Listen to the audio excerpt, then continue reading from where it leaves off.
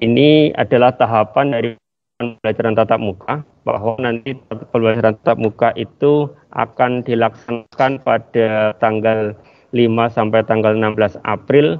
Kemudian nanti setelah 2 minggu berlangsung, maka akan dievaluasi dari uji coba tadi. Jadi nanti dalam 1 minggu akan off, tidak ada pembelajaran tatap muka.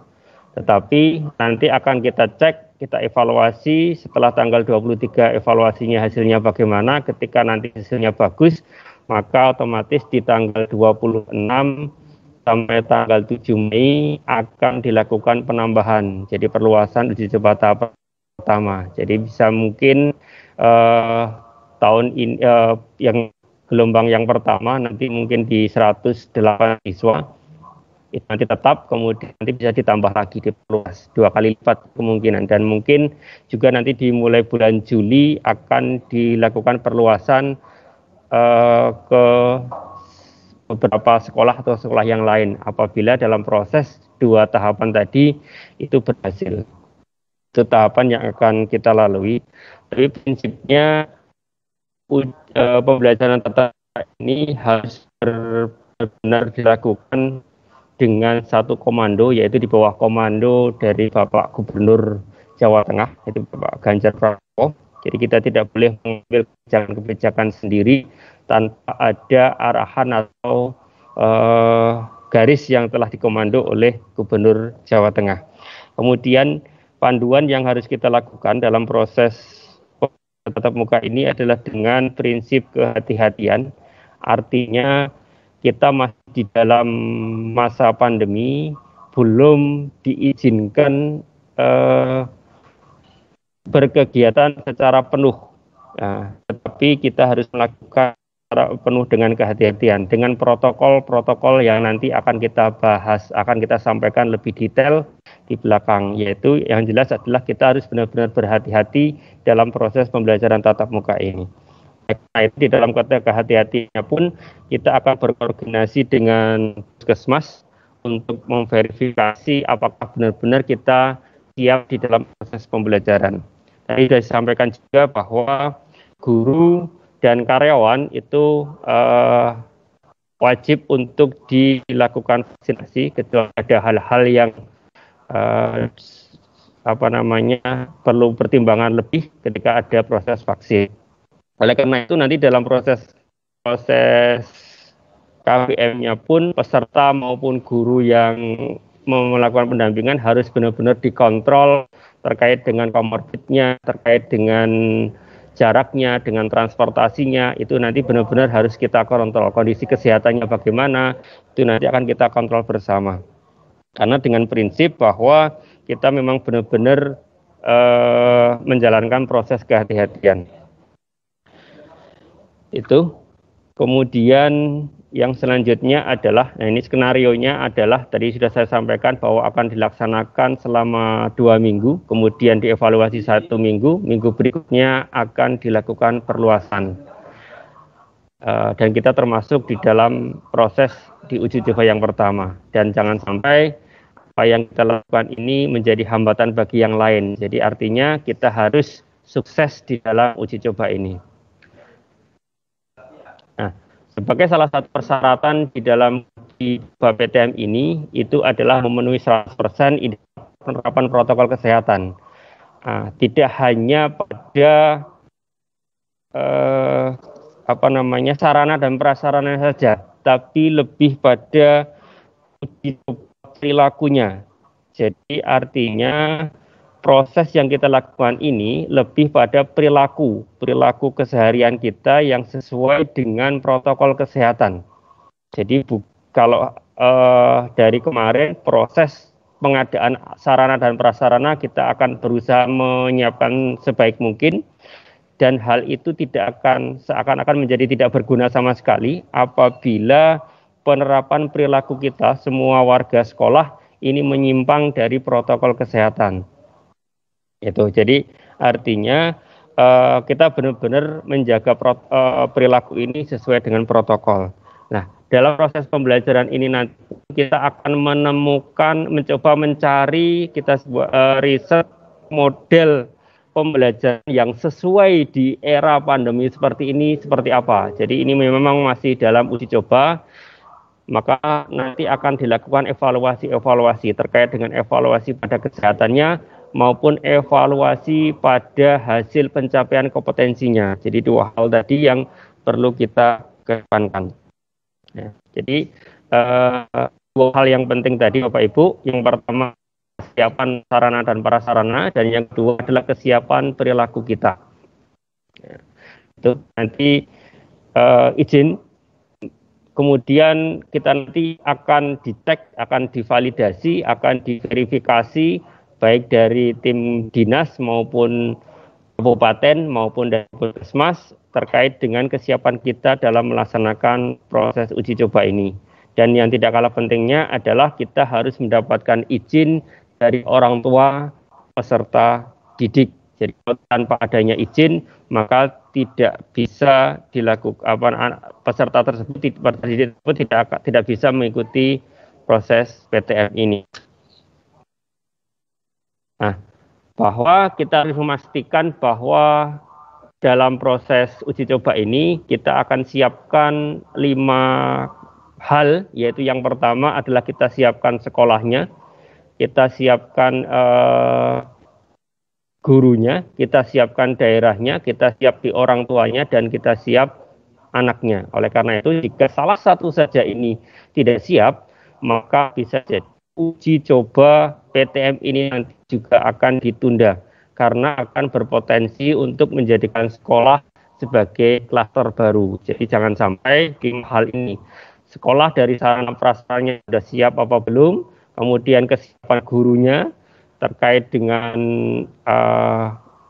sikap-sikap dan lain-lainnya, kemudian siap daerahnya. Artinya kalau misalkan di SMK 2 ini, di Mrebet ini ternyata kita berada di zona merah, maka kita juga tidak bisa melanjutkan proses tatap mukanya. Nanti kita akan koordinasikan dengan puskesmas atau pihak terkait dengan status di SMK Negeri 2 ini. Lingkup berarti dalam jarak 10 km atau berapa kemarin ya? Sekitar satu kemarin ini, bahkan hanya satu desa. Ini klasternya di daerahnya ini. Zonanya zona merah, kuning, atau hijau. Kita dipastikan harus berada di dalam zona hijau. Kemudian kita siapkan orang tuanya memberikan dukungan penuh dalam pola hidup sehatnya. Kemudian sampai kalau perlu misalkan tidak punya kendaraan, orang tua siap mengantarkan ke sekolah dan juga menjemput sampai memastikan berada di rumah dalam kondisi sehat. Kemudian perilaku anaknya juga. Maka kita harus siapkan ini. Nah, di dalam pelaksanaan tatap muka ini ada beberapa kriteria yang harus kita lalui. Yang pertama memang kita selektif, jadi akhirnya dinilai bahwa dengan kesiapan sekolah ini bersiap atau tidak. Kemudian yang kedua, bertahap, bahwa pelaksanaan sekolah ini PTM ini akan dilakukan secara bertahap. Pertama nanti antara siswanya dari 70 sampai 110 siswa, kemudian dengan sifat yang terbatas ini, kemudian proses akan bergilir, jadwal dan jam akan dilakukan secara bergilir. Kemudian melaksanakan protokol kesehatan. Pelaksanaannya PTM ini harus mematuhi protokol kesehatan. Kemudian ada yaitu ada SOP atau pencegahan dan penanganan kasus COVID-19 ini. Oleh karena kriteria dalam pelaksanaan ini, pembelajaran tatap muka ini yaitu yang pertama memenuhi protokol kesehatan baik terkait dengan sarana dan prasarana yang memenuhi daftar periksa. Nanti mungkin Pak Jendro yang akan memberikan terhadap kesiapan dari sarana dan prasarana maupun lingkungan yang ada di SMK 2. Kemudian siap terhadap kebiasaan baru. Jadi nanti akan kami sampaikan SO-nya seperti apa, adaptasi yang kebiasaan baru itu seperti apa, pola hidup sehat dan bersih di berbagai kebiasaan, di sebagai kebiasaan baru ini kita nantinya, kebiasaan bagi kita, adaptasi yang baik. Kemudian ada pengaturan aman, pengaturan pembelajaran dengan akses pembatasan-pembatasan. Model pembelajaran tatap muka ini pada satuan pendidikan ini itu dilakukan dengan kombinasi antara pembelajaran tatap muka dengan pembelajaran jarak jauh. Jadi artinya selain nanti ada pembelajaran tatap muka, ada beberapa atau bahkan siswa tersebut tetap mengikuti pembelajaran jarak jauh yang dilakukan pertama dengan pola bergantian, yaitu kemudian yang diizinkan untuk jenjang SMK adalah maksimal 18 siswa. Kemudian pembelajaran yang efektif itu satu hari itu hanya diizinkan 4 jam pelajaran. Dalam 1 jam pelajarannya itu 30 menit. 30 menit. Kemudian keadaan siswa untuk itu maksimal di 110, kemudian akan dilakukan penambahan secara bertahap. Kemudian ada prioritas kehadiran, itu mapel yang akan kita ajarkan, yang kita berikan adalah mapel-mapel praktik yang memang kemungkinan tidak bisa kita berikan pada saat pembelajaran jarak jauh. Jadi mungkin kemarin sudah ada pembelajarannya, tetapi ternyata ini hal-hal penting yang belum kita berikan kepada siswa, maka nanti kita bisa berikan kepada siswa yang pembelajaran di tatap muka nanti. Kemudian ada blended learning, yaitu gabungan antara PTM dan PJJ. Jadi artinya nanti pembelajarannya kita jadikan satu, ada yang PTM, ada yang PJJ. Ini dilakukan dua-duanya. Dan untuk di SMK 2, nanti insya Allah untuk pembelajaran tatap mukanya dimulai dari jam 7:30 sampai di 7:30. Jadi pembelajaran dari 4 hal ini tadi itu intinya adalah kombinasi antara memanfaatkan learning management system atau LMS dengan pembimbingan tatap muka yang secara terbatas. Desain pembelajarannya, kombinasi yang ini adalah antara pembelajaran berteknologi, kemudian dengan pembimbingan. Kurikulum yang kita ajar belajarnya adalah dengan model fokus pada kompetensi inti atau pokok. Kemudian berbasis rumah, home based learning. Jadi memang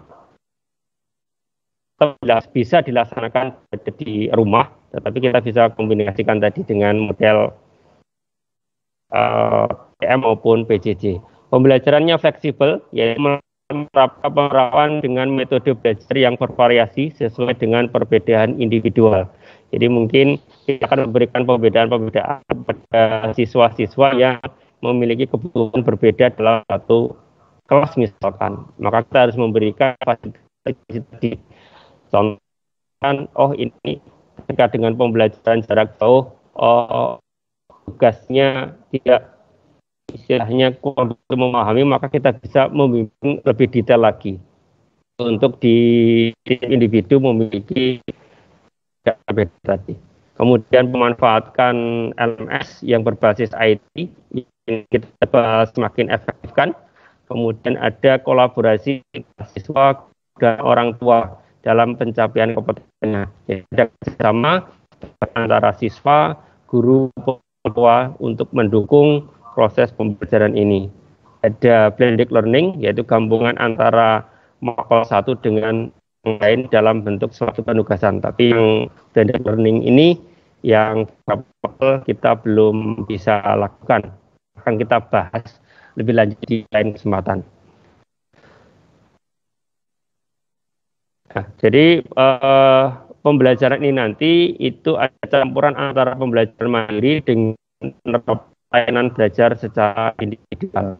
Nah, peserta dari PTM di SMK 2 Purbalingga nanti akan kami bagi menjadi 6 kelas. Untuk R itu dibagi menjadi 2 kelas. Untuk mata pelajaran yang akan adalah dasar program, yaitu dasar-dasar kompetensinya. Kemudian kelas APAT dan ABHP itu untuk kelas 11 untuk di 2 minggu pertama nanti, yaitu dengan kompetensi kerjanya, jadi materi prakteknya. Kemudian yang FL juga dasar program dari masing-masing itu nanti kita buat maksimal di 18 siswa. Nah, dari 18 siswa ini, hal yang paling dipenuhi adalah yang pertama, siswa tersebut tidak memiliki komorbid. Jadi siswa tidak boleh yang dengan prinsip kehati-hatian, maka sampai ada satupun siswa memiliki komorbid. Kemudian yang kedua adalah transportasi.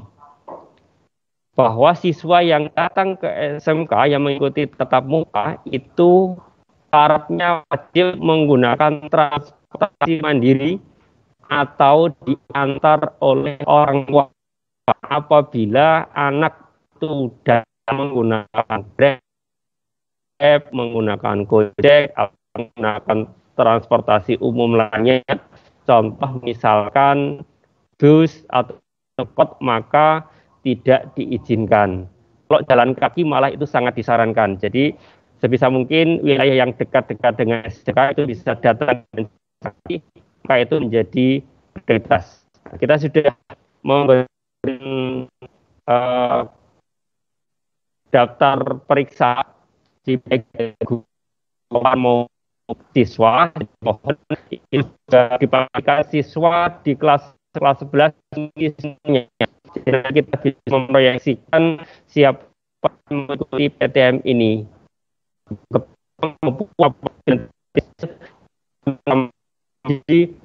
Atau kita perluas di tahap kedua. Jadi diharapkan syarat-syarat yang COVID dan yang kedua transportasi, maka ini menjadi perhatian untuk segera mengisi. Bisa mungkin hari ini kita sudah memiliki data semuanya tadi, sehingga hari ini sudah kita tetapkan yang sehingga nanti kita sosialisasikan ke orang tua. Orang tua juga akan menjadi prioritas dukungan dalam keberhasilan PTM ini. Jam pembelajaran dari hari Senin sampai hari Jumat itu dimulai dari 7.30 jam pertama, dari jam 8 sampai 8.30 akan berakhir di pukul 9.30 itu untuk yang PTM. Dan setelah PTM ini nanti akan dilanjutkan dengan pembelajaran yang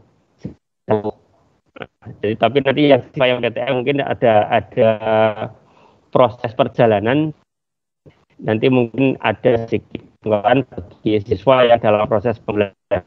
Meskipun ketika nanti anak di rumah harus melampirkan di Google Map itu ada lini masanya, jadi perjalanan dari sekolah sampai di rumah itu kemana saja, itu harus kita tunjukkan, harus dikirimkan, fotonya dikirimkan nanti di jadi anak dipastikan bahwa tidak berada di jalan atau di luar kontrol dengan SMK. Jadi artinya siswa nanti ketika sudah pulang ya harus sampai rumah kita tangan kita untuk pemantauan proses pembelajaran ini. Bahkan kemarin disampaikan bahwa untuk poskonya pun kita sampai pada sebisa mungkin ada 4 jam. Jadi ketika nanti ada segala sesuatu terhadap siswa, itu sudah ada yang siap dilaporkan atau menerima laporan dari siswa terkait dengan hal-hal yang mungkin ya semoga tidak terjadi yang tidak diinginkan, misalkan jadi terinfeksi coronavirus misalkan. Nah, maka perlu ada laporan ke sekolahan, kira-kira seperti itu. Jadi nanti setelah selesai akan dilanjutkan proses pembelajaran yang jarak jauh. Nah, pelaksanaan kegiatan pembelajaran ini kita harus memastikan bahwa yang pertama keadaan lingkungan sekolah ini dalam keadaan bersih dan kemudian yang kedua sekolah menyiapkan titik tempat penurunan dan peserta tidak maksimal sehingga tidak terjadi penumpukan. Kemudian Sekolah menyediakan sanitasi tempat cuci tangan dengan air mengalir beserta sabunnya di depan ruang kelas dan kantor. Sekolah nanti akan menyiapkan alat pengukur suhu, termogan. Kemudian sekolah akan menyiapkan cadangan masker jika terdapat atau pendidik yang tidak membawa masker atau maskernya rusak. Tadi sudah disampaikan. Kemudian tempat duduk peserta didik di setiap kelas dengan jarak minimal 1,5 meter. Kemudian yang kedua, sekolah menjaga kebersihan gagang pintu dan semua peralatan dan perlengkapan termasuk lingkungan sekolah digunakan dengan disinfeksi setiap hari. Jadi akan dilakukan disinfeksi setiap hari. Sekolah tidak membuka dan menganjurkan peserta didik untuk membawa makanan dari rumah. Sekolah menyiapkan unit UKS dan petugas yang memadai.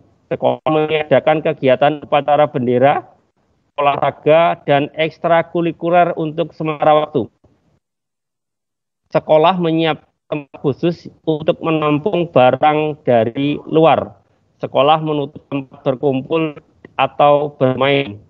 Jika kasus dicoba PTM nanti akan dihentikan.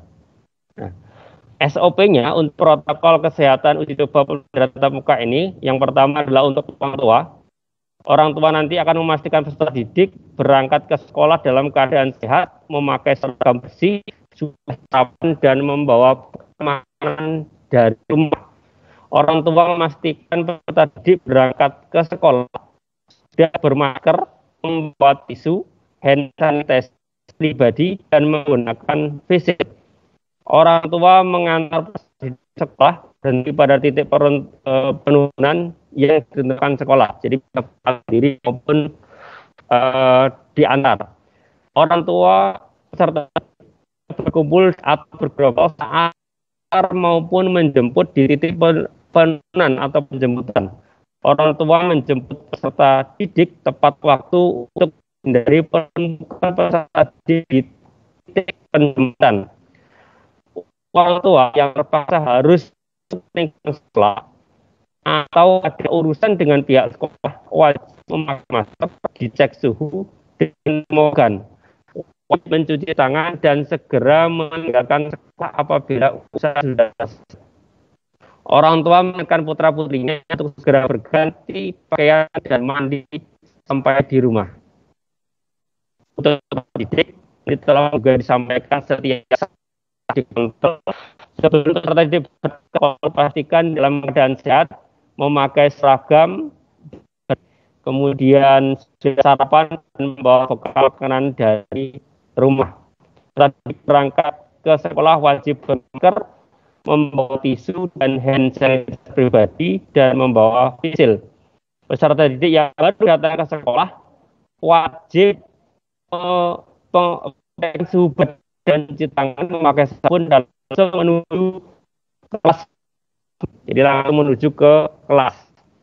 Peserta didik menjaga kebersihan dan kerapian tempat makan. Nanti untuk tempat duduk harinya tidak boleh bergantian. Jadi misalkan di pohon atas, jadi setiap hari ya duduknya di situ sama minggu tadi. Peserta didik menaati duduk yang ditentukan sekolah. Jadi tempat tadi yang akan ditentukan tidak boleh pindah-pindah. Selama kegiatan di sekolah, peserta didik menerapkan jaga jarak, menjaga jarak fisik minimal 1,5 meter. Peserta didik membawa alat belajar mandiri dan dilarang meminjam sesama peserta didik. Apabila peserta didik merasa gejala tenggorokan, sesak nafas, segera lapor ke guru terdekat untuk mendapatkan tindakan lebih lanjut. Peserta didik tidak diperkenankan berbagi makanan, minuman, termasuk peralatannya. Jadi tidak boleh berbagi ke temannya. Peserta didik harus interaksi langsung, baik itu bersalaman, cium tangan dengan siapapun.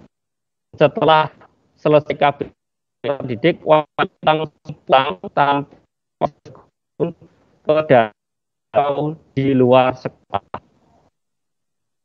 Untuk protokol kesehatan untuk pendidik dan tenaga kependidikan, yang pertama sebelum pendidik dan tenaga pendidikan berangkat ke sekolah dalam keadaan sehat, memakai seragam bersih, makan bergizi.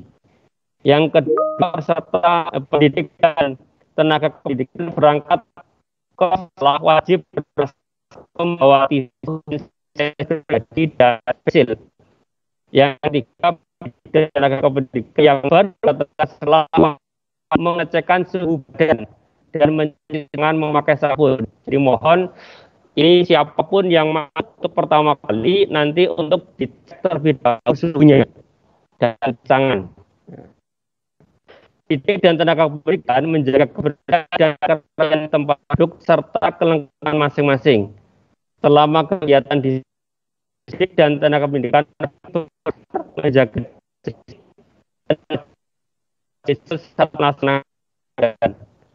pendidik dan tenaga pendidikan datang dan pulang tepat waktu sesuai ketentuan. Pendidik dan tenaga pendidikan setiap selesai melaksanakan kegiatan wajib cuci tangan, pakai sabun, gunakan air mengalir yang disediakan. Apabila pendidik dan tenaga kependidikan setiap selesai melaksanakan kegiatan wajib mencuci tangan pakai sabun menggunakan air mengalir di tempat yang disediakan. Pendidikan merasakan gejala demam, batuk, pilek atau sakit tenggorokan serta sesak nafas wajib melapor dan izin kepala sekolah dan disarankan memeriksakan diri ke sarana kesehatan atau pulang. Pendidik dan tenaga kependidikan harus menghindari kontak fisik secara langsung seperti bersalaman dan lain sebagainya. Guru wajib mengingat pentingnya penerapan protokol kesehatan pada peserta didik yang belajar.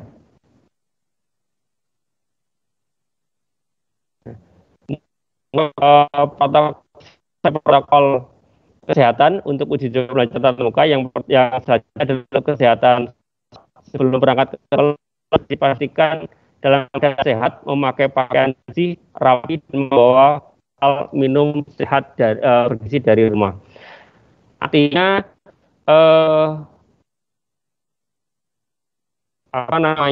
yang kita lakukan adalah diharapkan mengantar, jemput, atau menyediakan pengantar atau penjemput atau menggunakan peserta didik naik sepeda diharapkan lebih awal atau lebih pagi dan tidak kendaraan umum. Jadi tidak diizinkan menggunakan kendaraan umum. Kemudian yang kedua adalah pengantar atau penjemput berhenti hanya sampai di luar pintu gerbang. Peserta didik, guru, karyawan, atau tamu wajib yang pertama menggunakan air bersih, sabun di tempat telah disediakan, melakukan pengukuran suhu tubuh dengan menggunakan termogan oleh petugas, menggunakan masker, senantiasa menjaga jarak, apabila terdapat demam, atau pilek atau sesak nafas, suhu badan di 27 derajat Celcius, segera ke puskesmas memeriksakan diri, kemudian hindari kontak secara langsung, yaitu bersalaman, maupun berpelukan misalkan. Yang keempat, sekolah dalam keadaan bersih dan sehat antara menyiapkan tempat tadi sudah kami sampaikan semua terkait dengan kesiapan-kesiapan yang sarana dan prasarana. Terkait dengan praktek nanti siswa mungkin ada beberapa tempat praktek yang seharusnya memang satu tool itu untuk satu orang, apabila tidak maka wajib atau pun kita menggunakan sarung tangan atau bisa yang glove itu atau yang sarung tangan plastik tipis itu juga bisa mau pegang alat ukur misalkan, maka kita bisa menggunakan sarung tangan yang plastik itu yang itu aja nggak apa-apa. Yang jelas setiap kali selesai nanti kita harus tempatkan di tempat dan nanti diharapkan setelah selesai masker ataupun sarung tangan itu sebisa mungkin untuk dipunahkan. Jadi bukan berada di tempat sampah yang di depan itu, tetapi kita setelah selesai khusus yang masker tadi sampah masker tadi itu harus dimusnahkan. Sudah yang paling penting, jadi kita harus melaksanakan perilaku hidup bersih PHBS, menggunakan mandi, tidak merokok, membuang sampah pada tempatnya, untuk kegiatan yang upacara olahraga ekstrakurikuler untuk sementara ditiadakan. Nah, kemudian SOP dalam situasi darurat. Jadi apabila peserta didik atau warga sekolah datang memasuki lingkungan sekolah itu dengan suhu 37,3 lebih, maka harus berada di isolasi sementara, bukan di ruang UKS. Isolasi sementara ada jika COVID-19 tidak menyebar. Kemudian selama 30 menit untuk mengetahui apakah panasnya berasal dari terik matahari atau bukan. Jika bukan, maka sekolah telepon orang tua untuk menjemputnya. Jika orang tua bekerja, maka sekolah harus memanggil tenaga kesehatan. Sekolah wajib memetakan jarak dengan fasilitas kesehatan terdekat. Nah, terima kasih. Itu komunikasi, informasi, dan edukasi yang kami berikan. Proses PTM ini itu dulu yang kami sampaikan. Ada hal-hal yang lain nanti kita bisa diskusikan bersama. Sekian dulu kami ucapkan terima kasih warahmatullahi wabarakatuh. Kembalikan ke Bu Divi.